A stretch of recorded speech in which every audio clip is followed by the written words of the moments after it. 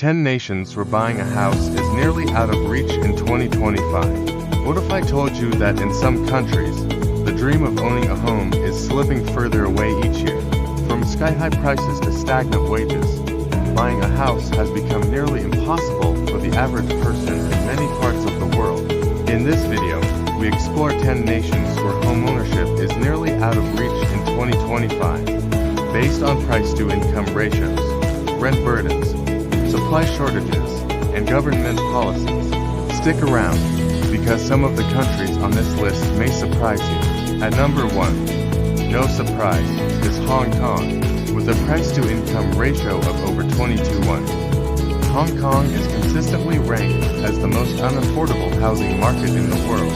Even for middle-class families, the average apartment costs more than 20 years of income. And that's without eating, commuting, or saving. Despite government interventions and subsidized housing efforts, demand continues to outpace supply. Next, we head to New Zealand. Despite its stunning scenery, New Zealand is battling a housing crisis fueled by foreign investment, limited land, and construction bottlenecks. The average home in Auckland now costs more than 10 times the median income. In 2025, the government has imposed new taxes and ownership limits, but the situation remains difficult, especially for first-time buyers. Number 3. Canada might seem like the land of opportunity, but housing is a different story. Cities like Toronto and Vancouver now rival London and San Francisco in home prices. The average home price across Canada now exceeds $730,000, while incomes have barely grown. In 2025, younger Canadians are delaying families and moving to smaller towns, or giving up the dream entirely. The UK housing market is in crisis mode. London, Manchester, and even regional cities now price out young professionals. A combination of land banking, slow planning processes, and buy-to-let investors have made owning a home unattainable for many. The average home now costs over 9 times the median income, way above the affordable threshold. Ireland's housing struggle continues.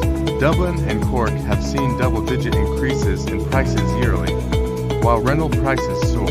Despite EU funding and local housing strategies, supply remains critically low, and many millennials have no realistic path to ownership.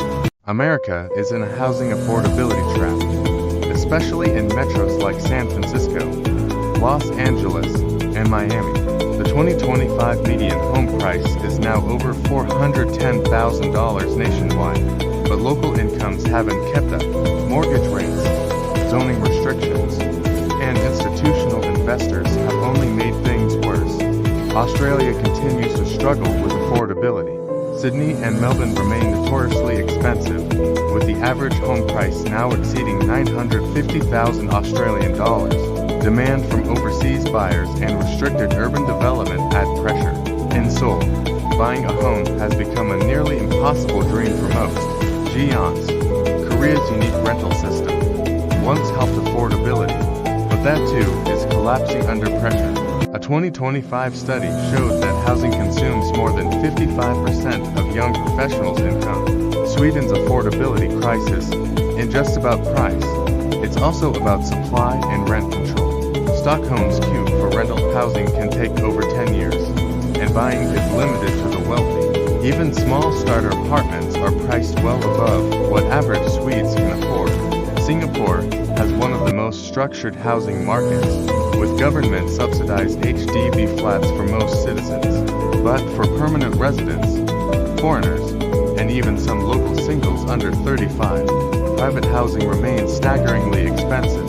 A private condo in 2025 now averages over SGD 1.5 million. Around the world, the housing dream is slipping further from reach, whether due to policy, global investment, or supply bottlenecks. The result is the same, an affordability crisis that affects quality of life, family planning, and economic stability. What's the situation in your country? Let us know in the comments.